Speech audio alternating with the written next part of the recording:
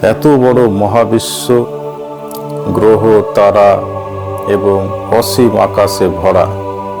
দেখলে মনে হয় এত সুন্দর সৃষ্টি কেউ নিশ্চয় সুন্দরভাবে তৈরি করেছেন। আমরা ঈশ্বরকে খালি চোখে দেখতে পাই না, কিন্তু ঈশ্বরের কাজ, তার মহিমা প্রকাশ পায় এই গ্রহ তারা, আকাশ বাতাস, গাছপালা এবং আমাদের এই মনুষ্য জীবনে ভালোবাসার মধ্যে দিয়ে ঈশ্বরের মহিমা প্রকাশ পায়। তিনি সত্য এবং সুন্দর।